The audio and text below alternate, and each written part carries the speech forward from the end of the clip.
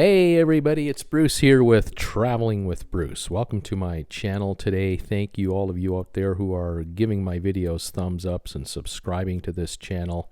And also those of you who are sending me comments. What do you think about what's happening out there? Let me know. I do appreciate it. Also, thank you for following me on my Facebook group page, on my Instagram page, and all the other ways you are supporting this humble YouTuber. I do appreciate it. News today coming from the United Kingdom and from Florida. Out of the UK, P&O has announced that they are extending their entire fleet shutdown until February 2021. And out of Florida, there is news this morning that the two Republican senators, Rubio and Mr. Rick Scott, are looking to put a new act in called the Set Sail Safety Act, which is designed to basically try to get cruising started again out of Florida. All right, let's talk about what's happening at P&O. The folks at P&O in the UK, this is a cruise line owned by Carnival. They operate 6 different cruise ships. They're shutting down or extending their shutdown effectively until February 2021. The ships involved here are the P&O Arcadia, the Aurora, the Azura, the Britannia, and the Ventura, and the brand new P&O Iona, which has not yet had a sailing with a paying passenger at this point in time. $1 billion ship hasn't had a dime in income. The cruise line operates out of Southampton in the United Kingdom, out of Valletta in Malta, and in the wintertime they have been sailing ships out of Bridgetown in Barbados for those Caribbean cruises. And unfortunately, they have canceled everything. There will be no cruising on any of these ships until into 2021. We're now looking at February. It could be extended again.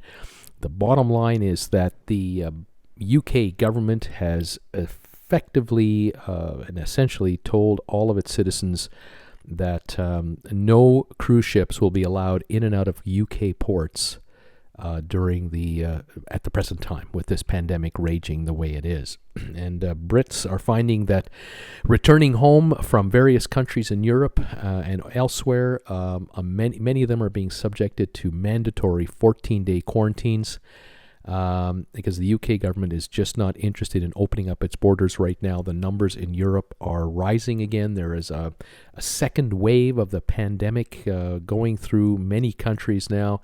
The numbers lately out of France, Spain, Italy, the UK, and other countries are alarming. Experts over there, they're not happy, and now re-shutdowns or re-lockdowns are being considered for various cities at the least, districts and or states, and perhaps out-and-out countries all over again, because they do not want to go through a first wave like they've already had. They've had enough of this. Anyway, without a vaccine, I cannot see sailings easily starting through any UK ports with, and P&O is right in the middle of it. They are they are victims of this pandemic like so many other cruise lines are. So there you go. 6 more ships that are not sailing now until at least next February 2021. All right. Now, the other news today that came from Florida. The Set Sail Safety Act is being proposed by Rick Scott and Marco Rubio, 2 senators, Republicans from Florida.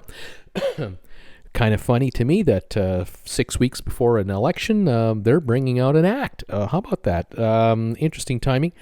The act, they're looking to what's called create a marine task force, they say, with a private sector advisory committee, and they want to address health, safety, security, and logistical changes to get cruise ships sailing again from Florida.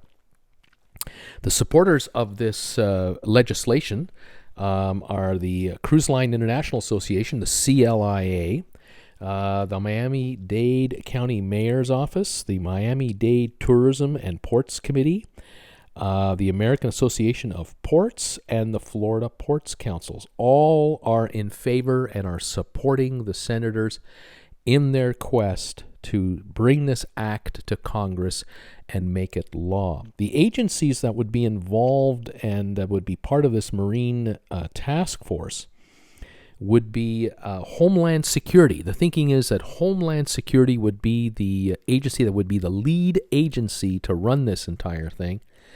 They want to add to that group the private sector stakeholders, as I just mentioned.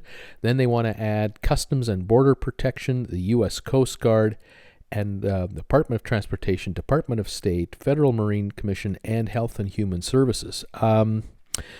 The CDC is not mentioned here in any dominant way. As a matter of fact, you can't find the letters CDC anywhere from what I can tell you in the press release.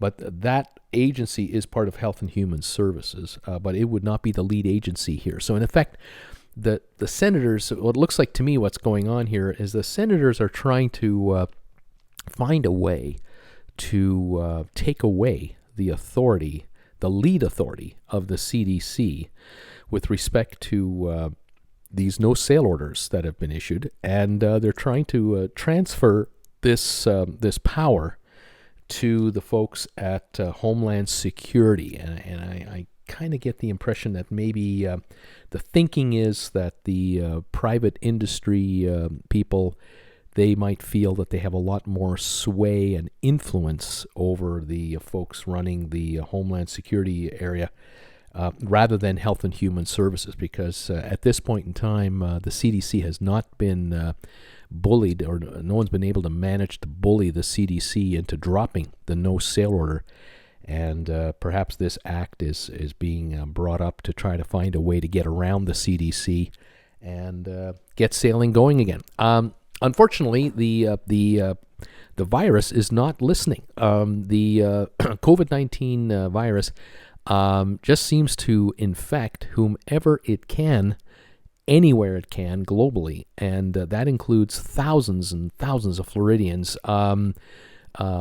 It's practically there are so many viruses breaking out in Florida right now, that's kind of equal to a number of the countries in Europe who are experiencing crisis numbers.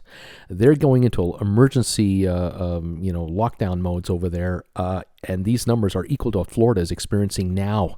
And so I find it kind of interesting to see how these politicians think that why don't we just get cruising starting again, everything will be fine, when in reality people can't even fly into Florida to take a cruise, let alone get cruise in there. We'll see how this goes. Thank you for following me today. Thanks again for subscribing. Thumbs ups and comments. We'll talk to you later, everybody. Bye for now.